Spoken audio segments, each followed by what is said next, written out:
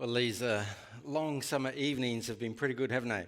There is so much more that we can do and enjoy with these extended days. One of the things that Ros and I have enjoyed is sharing meals with others, enjoying the barbecue or at someone else's place, enjoying the food and refreshments and the company. And, you know, it's been great. But one of the things that people have been saying is that this is not a normal Taranaki summer.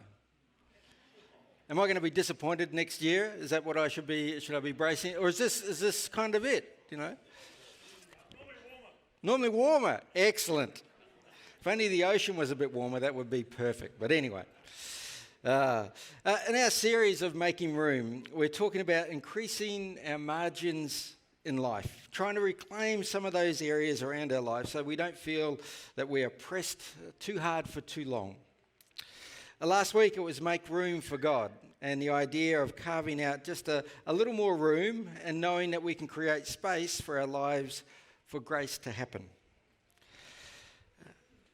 I hope that you were able to discover a little more room in your week last week, for a little more space, a little more capacity for where you might notice where God has been in your week. Today we're exploring the idea of making room for relationships. And that's what we want to focus on today, making room for relationships. See, at the heart of community is relationship. What that means is that I need you and you need me. It means that we need to know people and that they know us. But not just know about us, because we know about a lot of people, don't we? But the idea of people actually knowing us. Last week I mentioned that in the New Testament there is something like 59 commands that you need other people for to be able to respond. Love one another, forgive one another, encourage one another. It's hard to do Christian life on your own when all those commands are there that we are meant to be engaged with others. Yet one of the challenges we face in a place like New Zealand and other established nations is that we can be quite independent at times, that we can provide for ourselves, that we can look after ourselves, that we can, take care of our own in our family. And sometimes as a church, we like the idea that we are the ones who help others. That's kind of what the church is about, helping others. And it can be very humbling and challenging when circumstances change and we need the help and support of others to do the things that we used to do for ourselves. But that's what community means. It means that, we can lean on one another. That when I'm strong, I can support you when you're not so strong, and when I'm not strong, that you can support me, and so forth. But it's not only about what happens within here, it's also what happens in our wider context as well. In our workplaces, in our school communities, in different ways. Because it's quite humbling to say to someone else, I need your help. I'm struggling. And yet that's the heart of community. Or if someone's not prepared to say it, that we might notice it. And being able to come alongside and go, how can I walk with you in this season? Last week we looked at a passage from 2 Kings 4, and we're actually using the same passage, and this is going to be the same next week as well. So you'll be very familiar with 2 Kings 4, starting at verse 8. And I'm sure most of you memorised it from last week, so it's not on the screen. But I'm just going to read verse 8 for you. It says, one day Elisha went from the town of Shunem. A wealthy woman lived there, and she urged him to come to her home for a meal. After that, whenever he passed that way, he would stop there for something to eat. It's a great passage, isn't it? What happens here is that Elisha is travelling, and the woman from Shunem invites the prophet to her house.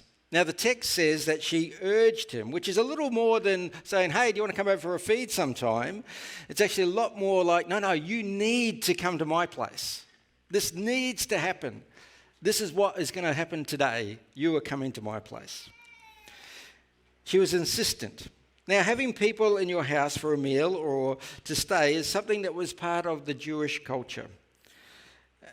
As part of the Jews, it was a call to look after the foreigner and the stranger. And this all ties back to the time that they were in Egypt, because Egypt was not the homeland for the nation of Israel, for the Jews. And so they were oppressed, they were enslaved there.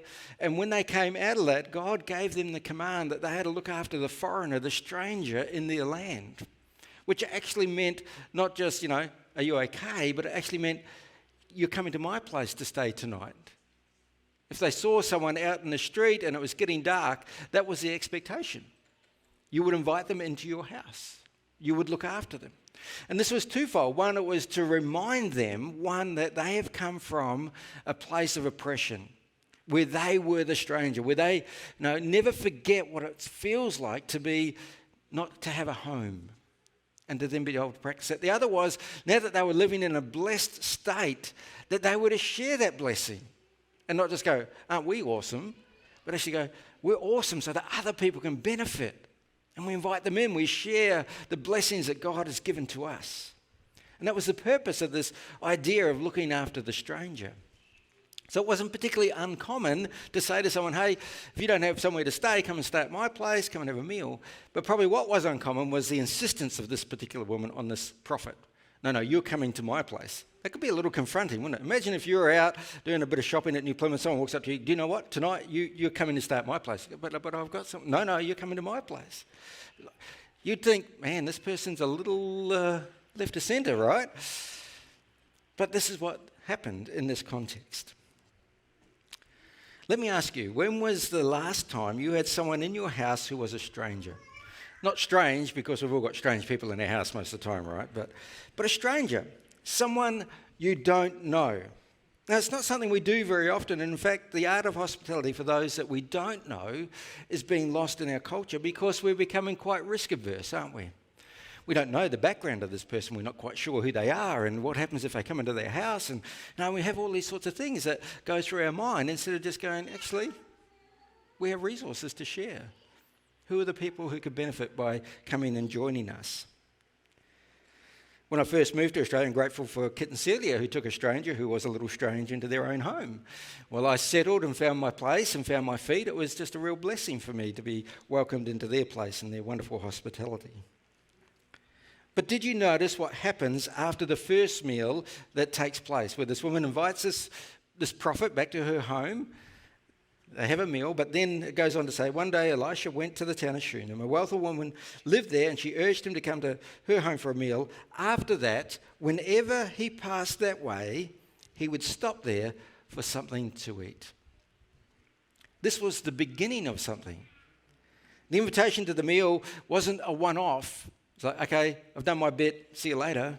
It became an ongoing relationship.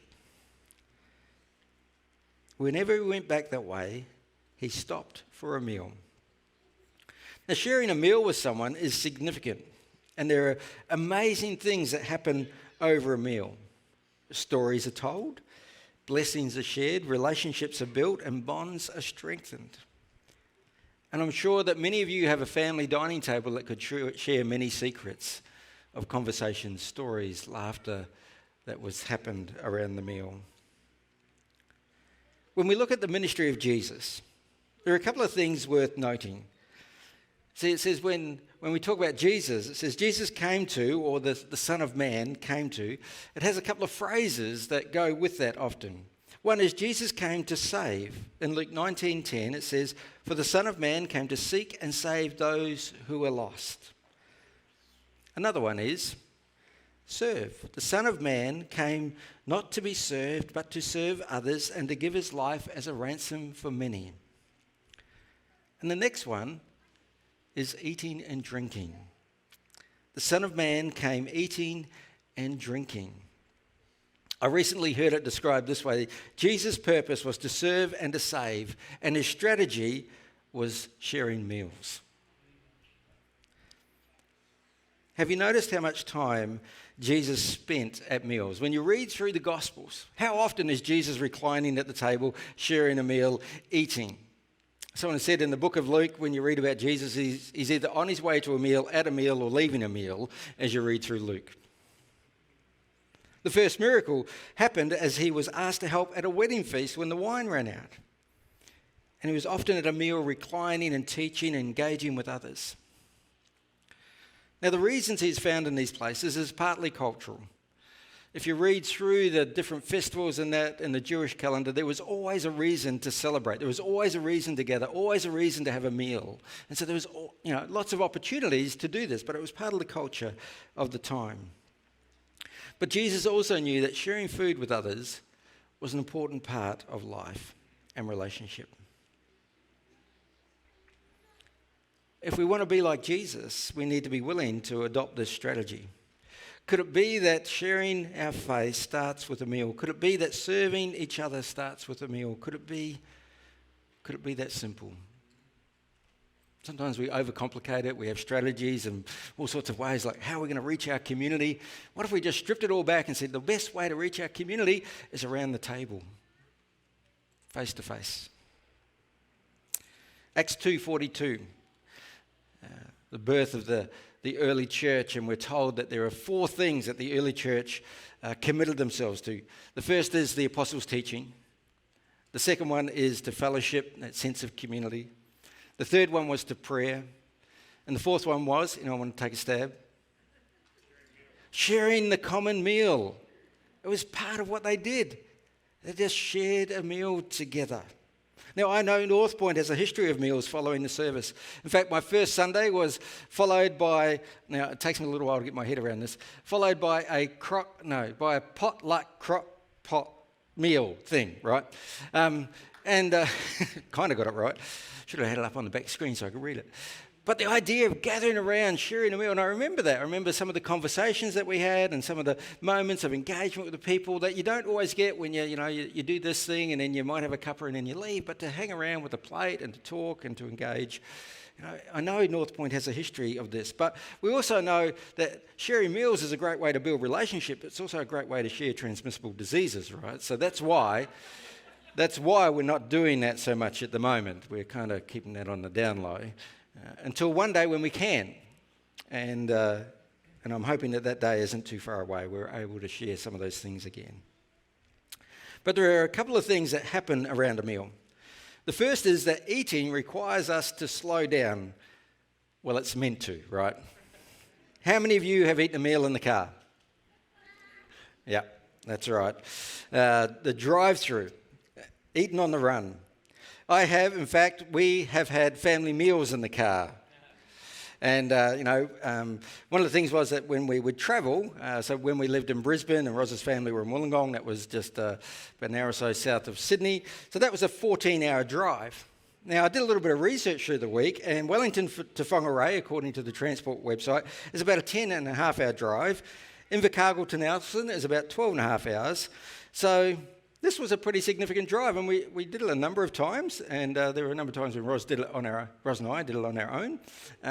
But to be honest, I'm all about the destination, really. When they kind of go, it's about the journey. On those trips, it's not about the journey. It's about the destination. And so, we would drive through, get food, keep going. But I have to admit that once we started to have children, and it was a bad idea to sedate them, I was told, so we didn't do that. We had to change our strategy. Well, I had to change my strategy. We'd have to stop and pause and give time to play and do the things that kids like to do. Taught me patience along the way, I guess. How many of you have seen the movie Finding Nemo? I know I'm going back a few years, Finding Nemo. But do you remember the mantra that Bruce the shark had about fish? Fish are friends, not food, right?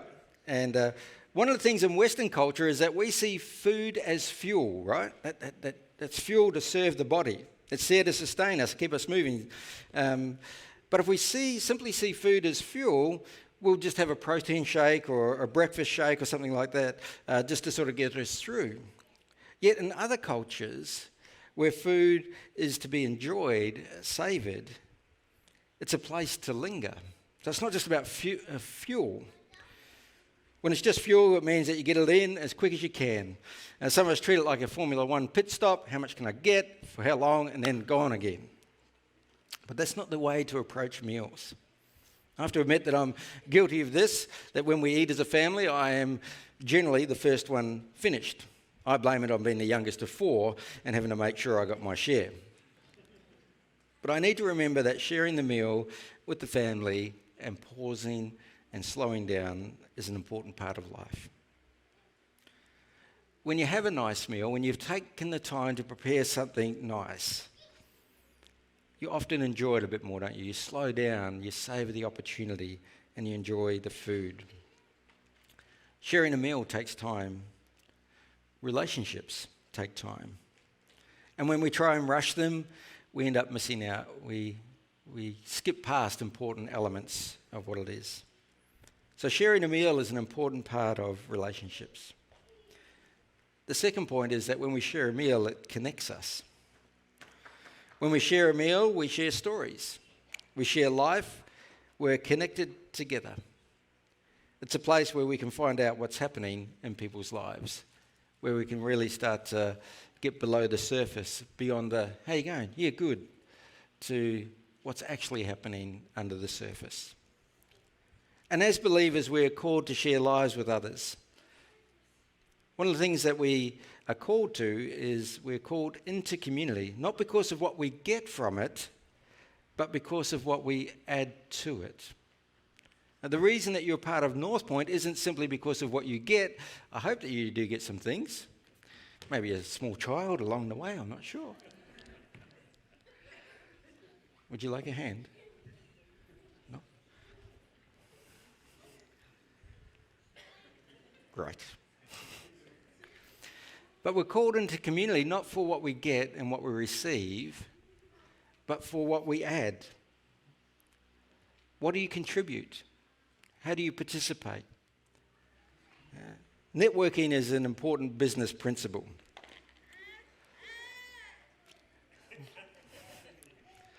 I feel like I'm being upstaged at the moment, just quietly. But networking is an important business principle. You need to build those connections. You need to build relationships with other people, so that your business will, you'll find those connections. This came through really strongly to me one time when Ros and I were invited by her uncle, who was a significant person in Queensland Rail, and they were doing a thing with John Farnham. How many of you know John Farnham? All right. Yeah. So John Farnham's a singer, and what they did was that they did a tour. They put him on a train all the way from up north Queensland, far north Queensland, and they put him on a train and brought him all the way down to Brisbane, which is a very long trip. And he'd get off and play a few songs on each station. But at the end in Brisbane, there was a big concert, and we got invited along by Ros's uncle, and they were sort of tied in with Tourism Queensland. And so we're in this room, and there were a number of rooms, and what would happen is John Farnham will come through, be in the room for about 5 minutes, get a few happy snaps, and then carry on. But all the people in the room were part of, the tourism industry in Queensland. And I was a pastor. And so the conversation often went like this. Someone would come up to me, because they all work in the room, right? They come up to me and go, "Hi, how are you? What's your name?" Say, "Hi, Clayton. What do you do?" "I'm a pastor." "Great, nice to meet you." And they were gone as quick as they could. And I don't think it was because I was a pastor. I just think it was because I had nothing to offer them. They were there for networking. They were there to find the connections for their business, so that next time they wanted to do a tour up in far north Queensland, they knew someone who they could bring and go, "Oh, I've got this opportunity." But I was just a pastor. I didn't have any real network connections as far as tourism went. I've got some other connections, but not those ones. And so it came through really clearly that sometimes when we're in a relationship or we're in something for what we can get, it changes things, as opposed to when we're in a community for what we add. When we turn up knowing that I turn up not because I'm going to get something awesome, but I'm going to turn up because I know that I add something to this community. Maybe it's that conversation, maybe that's that opportunity. And one of the things that we need to remember is that if you're part of a community where everyone is turning up with that attitude, like, I'm turning up because I want to add something today, we all get blessed. We all end up receiving something. Because as we're listening to one another, as we're hearing stories, we come with a mindset of going, how can I add value to this conversation? How can I add value to what's happening on a Sunday? How can I add value to this person's life when, I notice that they're going through a hard time? And it changes the way we engage. It means that we don't leave, hopefully it means we don't leave Sunday grumbling about what we didn't get. But we actually reflect on how blessed it is to be part of a community where people are looking out for me, where I can share my story about how God has sustained me through leukemia, and people can celebrate that with us, where I can share my struggles and I know people will be praying for me, where I can share a common need and I know that someone else will turn up for me. Because that's what it is to be part of community. But being part of community means there has to be relationship. We don't just want to know about one another. I know a lot about lots of you, but I only know some of you because I've only been here for a little while. Hopefully that will change over time. And some of you know a lot about me because I share bits and pieces and stories and so forth. But there's only some of you who really know me, and that will change over time. And so these opportunities of how we get to know one another are really important. How we recognise that it's what we bring to the table is far more important than what we take from the table. In John 13:35 it says, "Your love for one another will prove to the world that you are my disciples." It's only as we love one another, as we participate and contribute, that we will be that shining light to our community.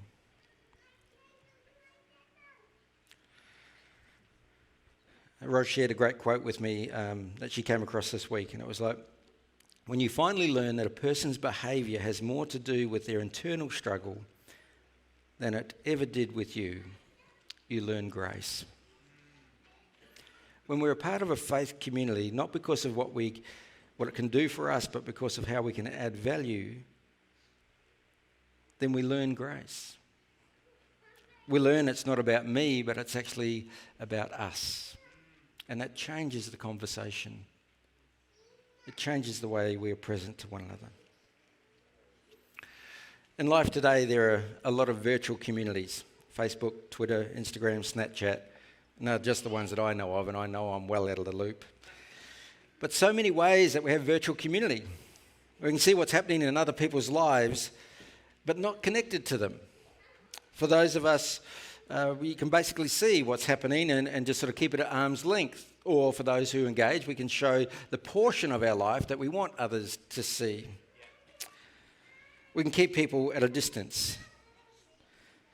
But if you sit at a table with someone, you know them better.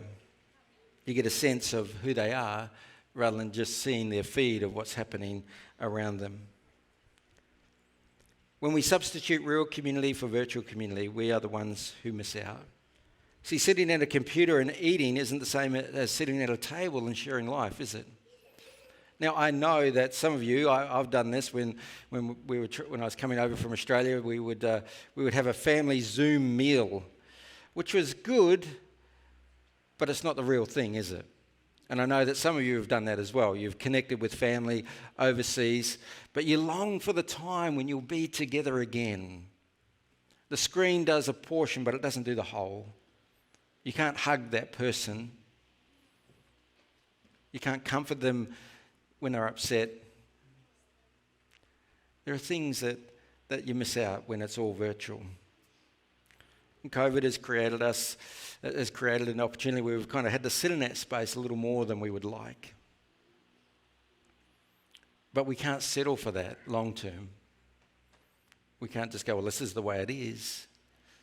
My hope in time is that we are connected to those family and dear ones that we are currently separated from because of COVID. So to make room for a relationship requires us to practice hospitality. And to practice hospitality takes time. We need to slow down, and we need to know that we start to build a connection with people as we share food and stories and kindness. They are the opportunities that develop as we take that. So does anyone want to have a guess at what the application from today might be? Food, sharing food, opening up our tables to others, taking the time to slow down, less meals in the car, more time at the table, and being present to one another. There's an old saying that I've come across that says it takes a long time to grow an old friend, and sometimes we want to speed that up, but we can't. We have to take our time. We have to share the adventure, the journey, the trials, the joys together. And sharing that around the table is a great place to begin. So I want to encourage you in this coming week, months, this year. What if we made this year the year of the table when we can? Because who knows what the year's actually going to look like. But what would it look like if you made a commitment to go, I want to have more people around my table this year. People I know, people I don't know. And see what happens. See what God might spark in that place. Let's pray together.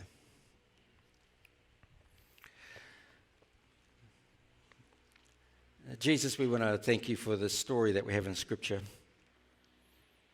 We thank you for the example that you said of spending time around meals.